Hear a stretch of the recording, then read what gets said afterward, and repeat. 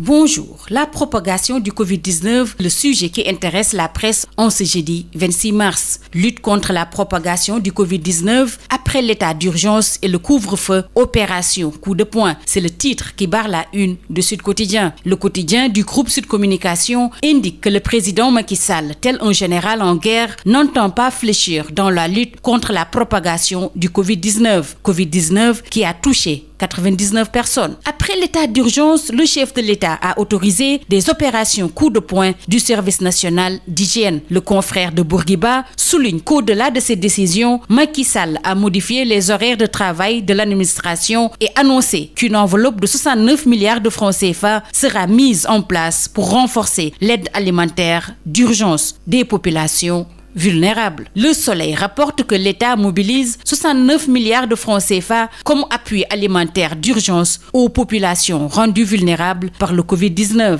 Le bilan global en 23 jours est de 99 cas testés positifs, 9 cas guéris et 90 encore sous traitement, rappelle Sud Quotidien. Tribune affiche propagation de la pandémie du coronavirus, ça ne s'arrête pas et le Sénégal doit guérir 90 patients, 99 contaminés jusqu'à hier. La barre des 100 cas franchis aujourd'hui, c'est la question que se pose le Témoin quotidien qui rapporte que le Sénégal occupe l'avant-dernière place mondiale en nombre de malades. Le confrère donne la parole à Dr Ismaïla Ndour sur la barre des 100 cas. La courbe est stable, affirme le médecin généraliste. Covid-19, le virus est rattrapé par la chloroquine. Titre 24 heures. Professeur Moussa Seydi du service des maladies infectieuses de Fann déclare, je cite, « Nous avons jugé utile de démarrer ce traitement chez nos patients et les résultats que nous avons commencé à obtenir sont encourageants. » Fin de citation. Information confirmée par Le Soleil qui écrit que le CHU de Fann utilise l'hydroxychloroquine. Dans Sud Quotidien, le même professeur Moussa Seydi nous prépare au pire. Parlons toujours de la propagation du Covid-19 dans la région Dakar, nouveau épicentre du virus. C'est à lire dans Libération. Avec 49 cas positifs détectés à la date d'hier, il dépasse désormais de loin la région de Diourbel. Restrictions sur les transports, comment les Dakarois sont poussés à l'autoconfinement. La question intéresse Vox Populi qui poursuit que le confinement par le transport commence à faire ses effets. Conséquences désastreuses de Covid-19 sur l'économie sénégalaise, l'effondrement des PME, PMI, souligne Dakar Times,